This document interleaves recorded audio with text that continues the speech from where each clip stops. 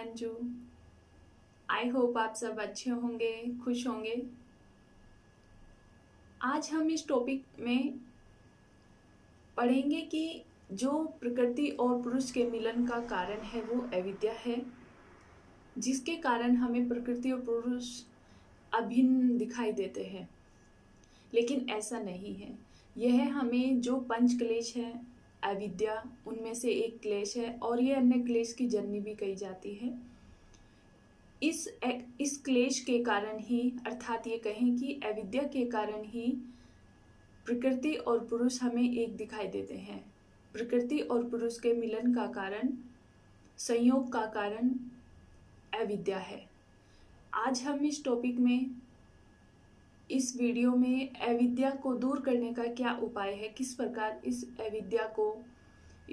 अविद्या रूपी क्लेश को किस प्रकार से दूर किया जा सकता है। प्रकृति मन, बुद्धि, अहंकार, इंद्रियां और शरीर, इनके माध्यम से कार्य करती है, जिसके कारण पुनर्जन्म आदि दुख प्राप्त होते हैं। किंतु समाधि की अवस्था में जब इनके यथार्थ स्वरूप का ज्ञान हो जाता है, तब साधक को समझ में आता है कि आत्मा अलग है और प्रकृति अलग है। अर्थात ये कह सकते हैं कि समाधि की अवस्था में साधक को प्रकृति और आत्मा के यथार्थ स्वरूप का ज्ञान हो जाता है, और प्रकृति और पुरुष के यथार्थ स्वरूप का ज्ञान हो जाना ही विवेक ज्ञान है। और साधक की समाधि स्थिर होने लगती है, अर्थात जब साधक की समाधि काफी समय तक लगने लगती है, तब यह विवेक ज्ञान निश्चल और दोष रहित हो जाता है। अर्थात इसमें किसी भी प्रकार का कोई मल नहीं रहता। इसी से अविद्या आदि क्लेश समाप्त हो जाते हैं, जो समस्त दुखों का कारण है। अर्थात अविद्या समस्त दुखों का बीज है या जननी है।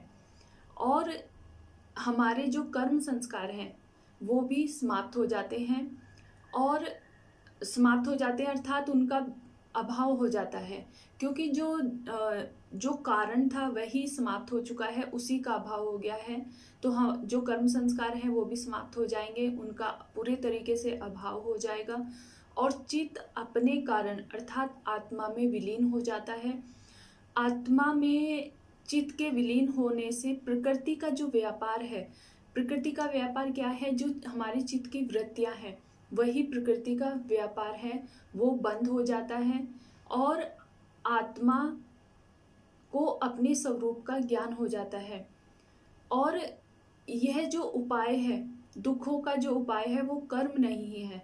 दुखों का उपाय, या ये कहें कि अविद्या को दूर करने का जो उपाय है वो कर्म नहीं है, वह केवल विवेक ज्ञान है। और विवेक ज्ञान कब प्राप्त होता है? विवेक ज्ञान आत्मज्ञान प्राप्त होने के बाद ही प्राप्त होता है। साधक सत्य और असत्य का निर्णय इसी ज्ञान के आधार पर करता है। असत्य किसको कहा है? असत्य प्रकृति को कहा है, और सत्य आत्मा को कहा है।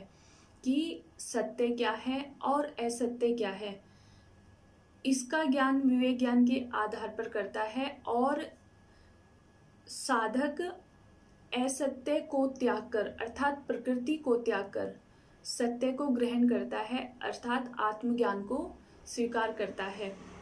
इस प्रकार यही कैवल्य की अवस्था है, और आत्मज्ञान के प्राप्त होने पर दुखों का नाश होता है, और विवेक जागृत होने पर योगी को दुख का कारण मोक्ष, मोक्ष का कारण बुद्धि की कर्तार्थता, बुद्धि लय और अपुनरुत्पत्ति का पूर्ण ज्ञान हो जाता है। यही विवेक ख्याति है, अर्थात इसी को विवेक ख्याति कहते हैं, और यही सभी दुखों का नाश करने वाली है।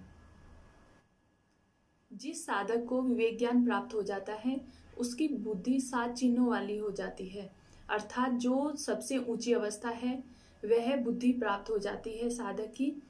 इसको हम नेक्स्ट वीडियो में पढ़ेंगे। आज के लिए इतना ही। आई होप आपको ये वीडियो पसंद आई होगी और इससे आपकी नॉलेज एनहांस होगी। सो वीडियो को प्लीज़ लाइक करें, शेयर करें और सब्सक्राइब करें। और इससे रिलेटेड कोई भी आपका क्वेश्चन हो मुझे कमेंट सेक्शन में ज़रूर भेजें। Thank you. नमस्कार।